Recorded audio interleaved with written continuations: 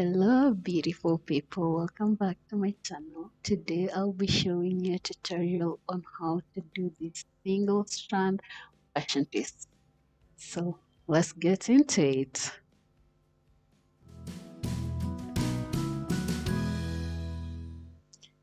So I'll be using these water wave braids. I've already made them. They're not bought pre-made. I had to make them just as you're seeing there. I did not record a tutorial on how to make them, but if you Google online, you'll always find a tutorial on how to make these fashion twists. But yeah, so this is what I'm going to use, and I've already done my braids because I want this to be single strand, so I'm going to crochet it to individual braids. If you don't know how to pat your hair or whatever, I have a link below. It's a tutorial of how I did these pattings, so it's very easy, very well guided. You can always follow it to make your own pattings. So yeah, this is what I have. You can clearly see I wanted this to be a box kind of strands, so I tried as much as I can to make it box, and I don't know, it might not be as clear as when somebody else does it for you, but I did my best. But yeah, so we only going to need a crochet needle, so that's my crochet needle, and then I'm going to also need my already made strands. So when I was making the strands, you realize there was a rope there. That rope was to help me make this loop, and this loop is going to be very important during the crochet process. So I'll take an individual strand, and then with the crochet needle I'll just pierce it through the middle section, and then using that loop I'm going to put it to the crochet needle. Then I'll pull it into the braid, and then I'll take the end of the water wave, and then I'll also pull it through the loop, and then I'll pull it all the way down to ensure it's firm. And then again, this is very important, you want to take your needle and then you're going to pass it through the middle of your water wave strand, the braid itself. So you make sure it's in the middle, because what we want to do is we want to hide this remaining piece of strand into our passion twist. So you want to make sure it's in the middle and not the outside, and then you just again clip it in, and then you pull your hair. When you pull your hair, now you have the flexibility to adjust it, and you'll see a part of it is already inside the passion twist, but part of it is still hanging. So again, I'll just do the same process.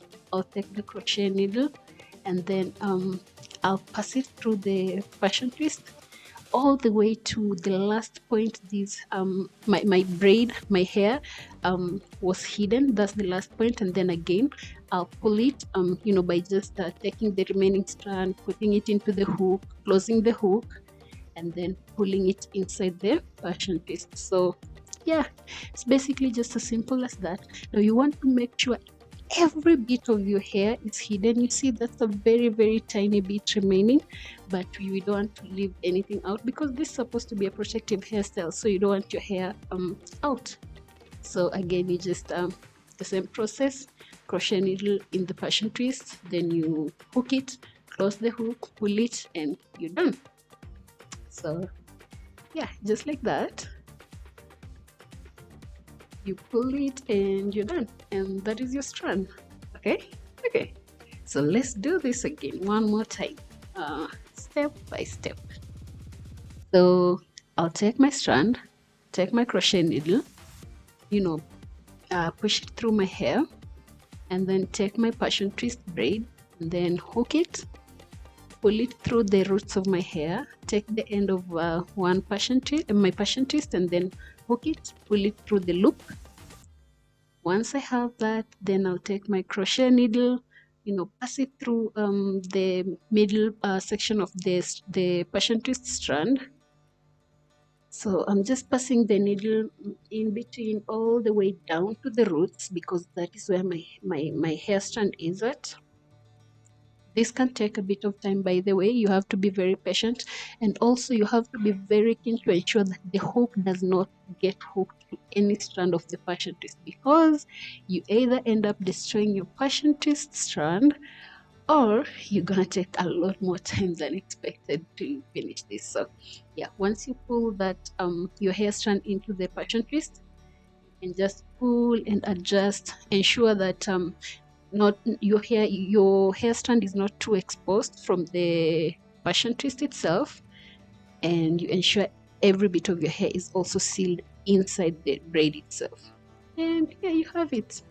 So I will fast forward now from here, because it's just basically the same process, just hooking and pulling, passing through, hooking, pulling. That's basically the rendition. But yeah, so yeah uh, so this whole process was actually I think this was the most easiest part of making this hairstyle, and it took much less time compared to everything else, because I remember just making these passion twists themselves, they took way long time, and it needed a lot of patience and expertise and all that. And then when it came to making these the partings, oh my god, that was the most terrible part, because you have to be very keen, you have to use mirrors, you have to the whole process, and then you have to braid down your hair. My hair was a bit too long, um well, not long, medium length, so it was taking a bit more time compared to if you had short hair. I mean, I know most people would prefer just to do a bit of braids and then let the hair out. For me, I didn't prefer that, because my hair can get easily tangled, so I just wanted it to be all braids all the way down. So that was my preference. You can always prefer something else.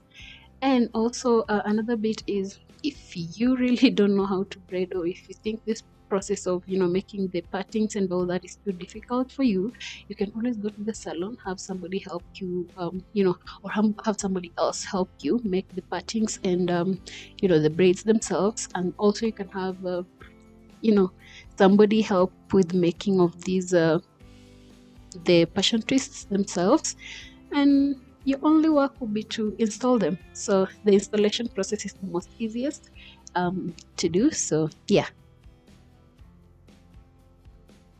And just in case you're wondering whether doing the back section was difficult, no, I promise you it is very easy, because once you know how to do how to install this crochet, you don't need a mirror to necessarily see what you're doing. Rather, you just need your fingers to feel what you're doing. And when you're doing these strands, like I mentioned earlier, you have to be very careful the hook not to touch even one strand of the passion twist. Right here, I'm about to show you a situation where the hook mistakenly touched hook itself on the strands while I was trying to pull, and you see how much it was a struggle for me to just get it. And now you see, it took a bit of time. You probably might not notice, because maybe I cut out some bit of it, but it took a lot of time to just fix it. And in some cases, I really had to destroy the passion twist itself and then take a new one and start all over again. Anyway, on to the last strand. So this is the last strand. I'm super excited, because this hairstyle has taken me ages to finish, from the start of making the strands all the way to the partings, the braids, and then now it's installation. But I promise you, I really enjoyed the installation process, because look at the results. Now, I know you might be wondering, why not just do cornrows and then crochet them on the cornrows? I love the one strand installation, because it gives me a lot of flexibility of styling my hair, and I'll show you in the end. But anyway, these are the results. Let me know what you think about this. And yeah, this is the flexibility I was talking about. I can hold my hair up, I can hold it on the side, down, without even bothering whether my cornrows are showing or not. So see you in my next video.